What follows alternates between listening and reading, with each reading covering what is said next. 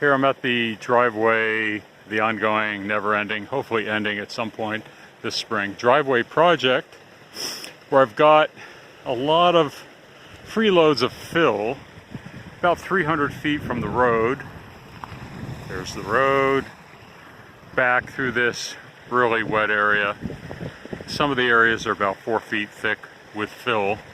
And the last fill was brought last fall, 14 loads, pretty soupy stuff that I wasn't sure was going to actually work. I thought maybe we'd have to bulldoze this off going forward.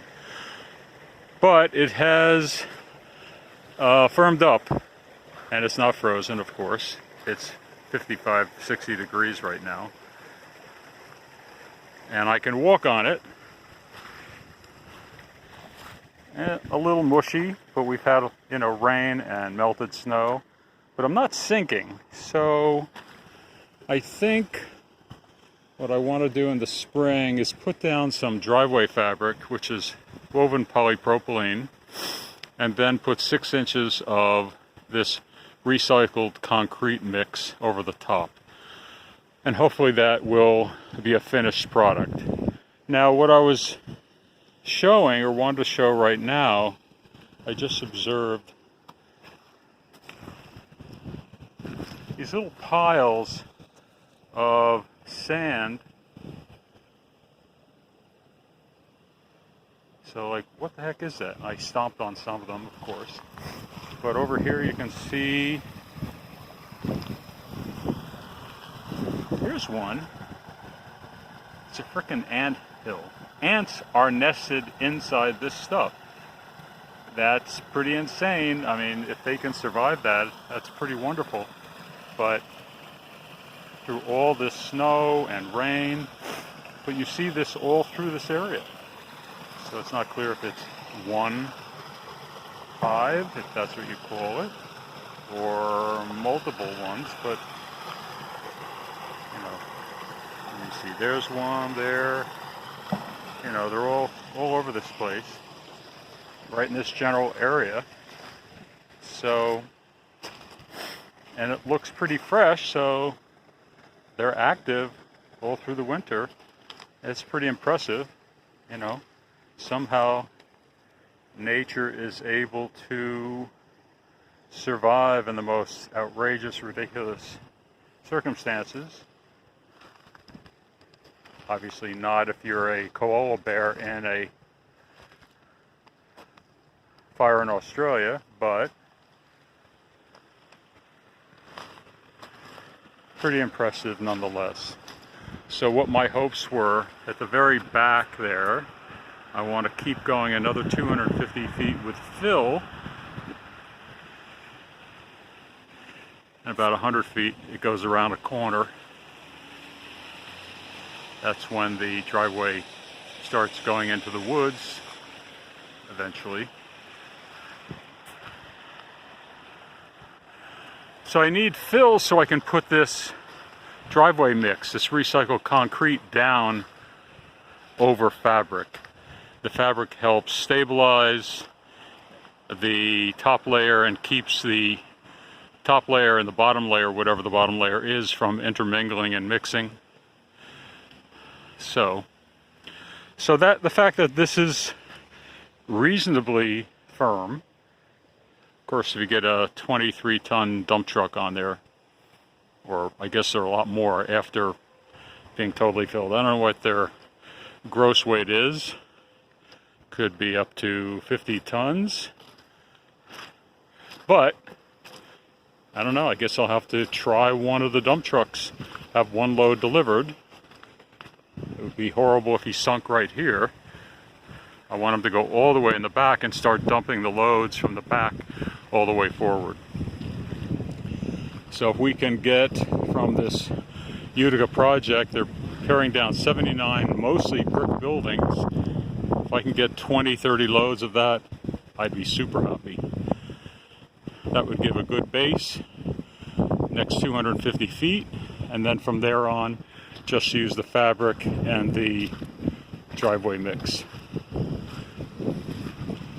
So maybe I'll get this thing done yet. We'll see. I really want to get it, need to get it done by like mid-June of this year. So that's the plan. And then right in this area, I'm going to hook up to the municipal water system, which the pipe is on the other side of the road, so I need to hire somebody that specializes in boring under the road and then under this little wet weather channel, and then, 6 feet, buried 6 feet all the way to where I want to use it. And then I suppose I could backfill that a little when it's 2 feet deep instead of 6 feet, bury the electric feed. So we get that in, the water, the electric, the driveway, then I would need to put in a septic of some kind. I'll be all set to build whatever shelter. Anyway, that's the plan. And my neighbor over here, he's a diesel mechanic. He also has his uncle's mini skid steer sitting there just for storage.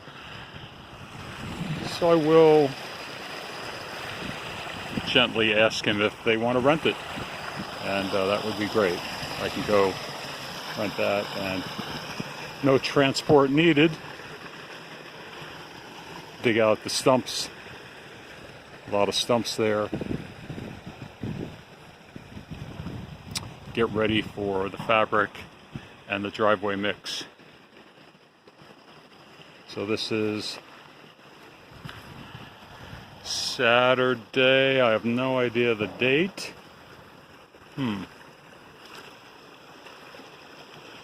But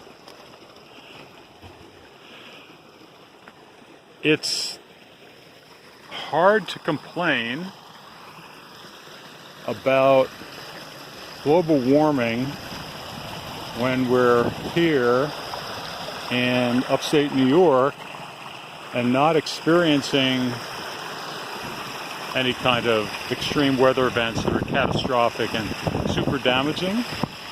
Now, this melt will probably provide some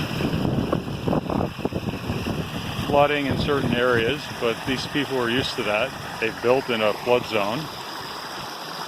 But for me, I'm 1,200 feet up above sea level. I hate to say it, but selfishly, it's not an issue for me directly. I mean, clearly it is over time, but I'll take a 60-degree day in mid-January anytime. Clearly it's going to get a lot colder. We'll probably get some of those deep Arctic freezes. That's just the nature of the changing jet stream and extreme weather events going on. That's what we are now in, this new period where pretty much the weather might be somewhat normal but intermixed with extreme weather. That might be a plus for you or might be a negative for you.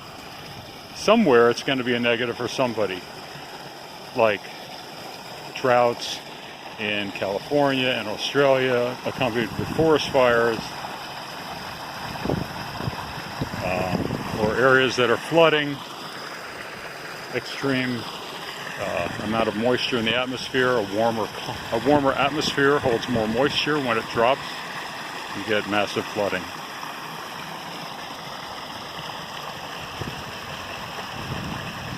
Well,